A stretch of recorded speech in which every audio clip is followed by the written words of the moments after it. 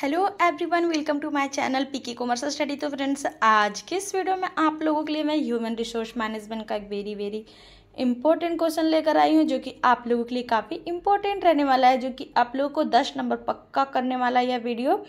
तो आज का क्वेश्चन क्या है, भर्ती क्या है, इसकी अर्थ, परिभाषा एवं आवश्यक तत्वों के बारे में हम लोग समझेंगे पूरा डीप में। तो वीडियो के लास्ट तक बने रहिएगा। और अगर आप पहली बार हमारे इस चैनल पर विजिट किए हैं फ्रेंड्स, तो सबसे पहले आप हमारे इस चैनल को लाइक करें, सब्सक्राइब करें और बेल बटन पर क्लिक करके ऑल पर क्लिक जरूर कर लीजिएगा, ताकि जब भी मैं वीडियो अपलोड करूंगी तो इसका नोटिफिकेशन सबसे पहले आप लोग को मिल जाएगा। तो चलिए फ्रेंड्स, वीडियो को मैं आगे बढ़ाती हूँ। तो जैसा कि फ्रेंड्स हम सभी जानते हैं कि भर्ती जो होता है उसे हम लोग इंग्लिश में रिक्रूटमेंट कहते हैं। यानी कि जब भी हमें कोई संस्था या संगठन में एम्प्लॉय की आवश्यकता होती है, तो हम लोग क्या करते हैं, एम्प्लॉय को अपने संस्था में काम करने के लिए उसे आमंत्रित करने का काम करते हैं। तो उसे ही हम लोग भर्ती कहते हैं। भर्ती किसी व्यावसायिक संगठन में समयानुसार अथवा आवश्यकता अनुसार चलने वाली प्रक्रिया कहा जाता है। व्यवसाय का आकार चाहे छोटा हो या बड़ा हो, भर्ती प्रत्येक व्यावसायिक संगठन में आवश्यक रूप से होने वाली प्रक्रिया है। इस प्रक्रिया के अंतर्गत व्यावसायिक संगठन अपने आवश्यक प्रमापों के अनुसार जनता को अपने संगठन में कार्य करने वह संगठन का सदस्य या कर्मचारी बनने के लिए आमंत्रित किया जाता है। उसे ही हम लोग क्या कहते हैं, तो उसे हम लोग भर्ती यानी कि रिक्रूटमेंट करना कहते हैं।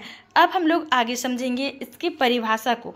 तो फिलोफो के अनुसार क्या बताया गया है, तो जो भर्ती है, भर्ती से आशय भावी कर्मचारियों को खोजने तथा उन्हें संगठन के रिक्त स्थानों के लिए आवेदन करने हेतु प्रोत्साहित करने की एक प्रक्रिया है। यानी कि फ्रेंड्स, भविष्य में हमें किन कर्मचारियों की आवश्यकता है, वैसे कर्मचारियों को भर्ती के माध्यम से ढूंढा भी जाता है, और जो संगठन में खाली स्थान होता है, खाली पद होता है, उसमें भरने का काम किया जाता है।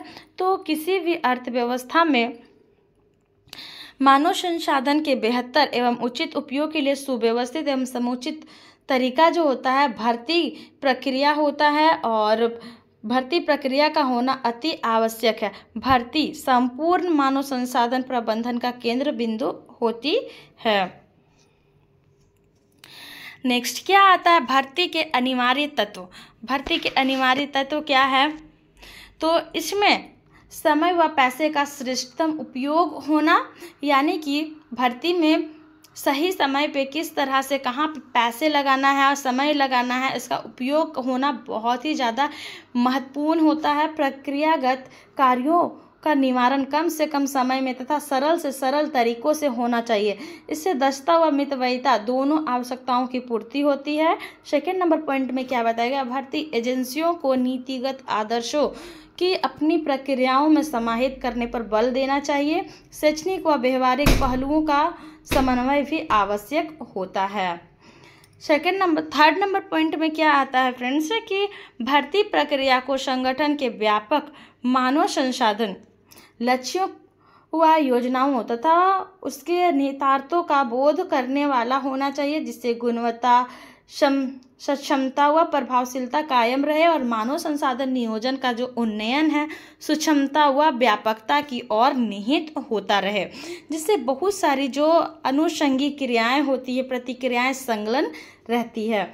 नेक्स्ट क्या आता है, भर्ती प्रक्रिया को व्यापक स्तर पर संचालित करना चाहिए तथा यह समाविष्ट व समरूप की जानी चाहिए, ताकि उपलब्ध श्रेष्ठ प्रतिभाओं का चयन किया जा सके। आगे क्या आ जाता है कि प्रबंधन की नीति निर्माण व क्रियान्वयन में कर्मचारियों की व्यापक भागीदारी को सुनिश्चित करने के लिए उन्हें निरंतर प्रेरित या उत्साहवर्धित करना होना चाहिए। नेक्स्ट पॉइंट क्या आता है, भर्ती के स्रोत यानी कि रिसोर्सेस ऑफ रिक्रूटमेंट। भर्ती के दो स्रोत होते हैं, आंतरिक स्रोत, आंतरिक भर्ती के अंतर्गत पदोन्नति का पहला पहलू आता है, जबकि बाह्य भर्ती के अंतर्गत नियुक्तियां आती है। यानी कि आंतरिक तरीके से जो भर्ती किया जाता है वहाँ पे पदोन्नति किया जाता है। जो कर्मचारी पहले से वहाँ पे मौजूद होते हैं उन्हीं का पद का प्रमोशन कर दिया जाता है, उसे ही पदोन्नति कहा जाता है। और जो बाह्य भर्ती होता है उसमें क्या होता है, नए नए कर्मचारियों यानी कि नए नए एम्प्लॉय को आमंत्रित किया जाता है, इनवाइट किया जाता है उस पद के लिए। तो दोनों ही पद्धतियाँ अलग अलग कार्य करने में अपेक्षा समन्वित रूप से कार्य करती है। इन दोनों स्रोतों का वर्णन निम्न प्रकार से किया गया है।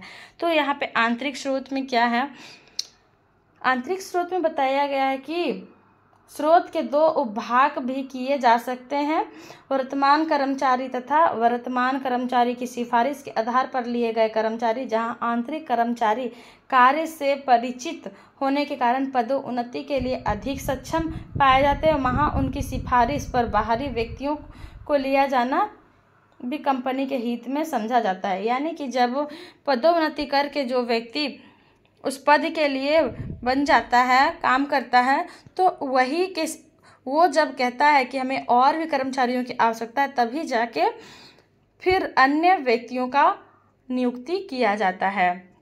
बाह्य स्रोत में क्या आ जाता है, बाह्य स्रोत में भी बताया गया है कि बाह्य स्रोत का उपयोग अधिकतर निम्न स्तर के पदों के लिए किया जाता है। उसका उपयोग कुछ विशिष्ट पदों के लिए भी किया जाता है, जैसे इंजीनियर, लेखाधिकारी, लेखा परीक्षा प्रशिक्षणाधिकारी और संपादकीय सहायक, सचिव, सांख्यिकी कर्मचारी आदि। बाह्य स्रोतों का उपयोग उस दिशा में किया जाता है जब अधिक दक्ष कर्मचारियों की आवश्यकता हो। संक्षेप में आंतरिक स्रोतों की अपेक्षा बाह्य स्रोत अधिक है तथा प्रत्येक नियोक्ता यह प्रयत्न करता है कि अधिक से अधिक व्यक्तियों के साक्षात्कार के उपरांत अच्छे व्यक्ति का चयन किया जाए। अब यहाँ पे कुछ मुख्य तत्व भी यहाँ पे शामिल किए गए हैं भर्ती के बाह्य तत्व।